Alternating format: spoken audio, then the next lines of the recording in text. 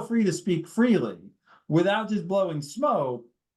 What would you say about me as a manager? Because you, at that point, you had spent most of your career working for me, 2/3, 3/4. Yeah.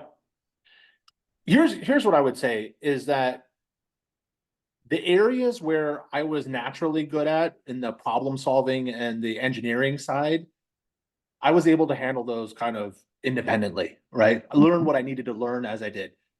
I was god awful at managing people and understanding how to operate effectively as a leader of leaders. You know, I had such terrible communication challenges with passive aggressive people, which, you know, I will say, I would say this is that my ability to deal with different types of personalities and navigate EQ problems, I think is largely predicated on your coaching, right? I think that like I was not savvy at all. In fact, I would say where I was raising the bar on the engineering side, I was severely under the bar on the kind of people leadership side. And I think that's an area where you were clearly a bar raiser, and your ability to kind of not only teach me what, like, how to think about my problems and how to think about how I communicated and problem solve, because I would constantly come into like run-ins with other leaders and other peers, and we would butt heads, and we would argue and fight, and that was the culture of like the Thunderdome that we were in. And I would say that like I didn't know any better. Like I was trying to win every single battle, not thinking that I might lose the war because I needed to win every single discussion. That wasn't the need. But back then, I was like, well, if I'm right and I can show the data, then it's the right answer. And that's the beginning of wisdom, not the end of it, right? I think that the reality is my ability to navigate difficult social situations and managerial situations and leadership situations. I often tell people that like if I didn't have somebody like you, I wouldn't be able to do it, right? Because I didn't have anybody I could talk to in an authentic and trustworthy way, right? Part of the reason I think that you and I work so well together is that there was no BS in our conversations. Like we could just get to the point of like, Amish, you're acting like an idiot because you did X, Y, and Z. Do you want to achieve this, or do you want to just be right?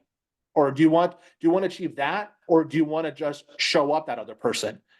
And a lot of my personal like learnings on that side, and I don't know if you remember this or not, but you had pulled an executive coach for me before I got my director promotion, and like eye-opening. I was like, oh, like what the hell? I mean, we had sidelined me for a while. Like it was like almost 6 months where my duties had shrunk, but I was getting all this coaching, and I came back a different person out of that, right? But the investment in my EQ and in my people leadership and my communication skills, I think are largely predicated on your teachings. Like I like it was a total gap for me. So I didn't ask Amish to share this. And by the way, none of this is scripted. We just agreed to get on and talk. So none of our questions, and why was I able to do that? The reason we're just able to get on and chat about this stuff is because we built a lifelong relationship in these 8 years of working together. And we built the kind of trust where I can just get on and ask him things. But the reason I'm sharing this is Amish is exactly right. He liked technical depth, and I like personnel leadership. So I let him run on the tech, and I trusted him. And I focused on leading the people and training him and other leaders. There's another senior vice president at Capital One right now that we may have on the show another time, who's another member of my leadership team at this time. And so, there's a whole cadre of these people that I was investing in. Amish was foremost and had the biggest site, and we worked together. But what worked is we did build this trust where I could lean on him and knew he had my back, and he could lean on me and knew I had his back.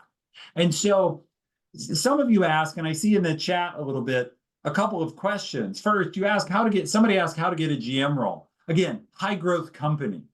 They wouldn't trust the trust we got. And so I don't want to, that's too easy of an answer. But if you want these big opportunities, you've got to go somewhere where the company's a little desperate for talent and they're willing to take stretch bets. Because when there's all these veterans lying around looking for their next 2 inches of scope, you're not going to get the big bet.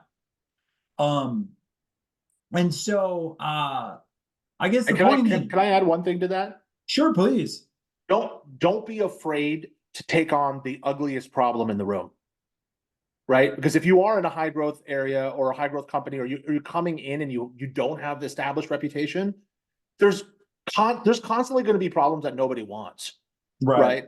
And if you put yourself in a position where you can build credibility quickly by taking on the ugliest thing at a fast growing company, and you deliver high quality results, all of a sudden you've just hit the turbo button on your ability to ask for larger scope roles and larger scope things like being a GM.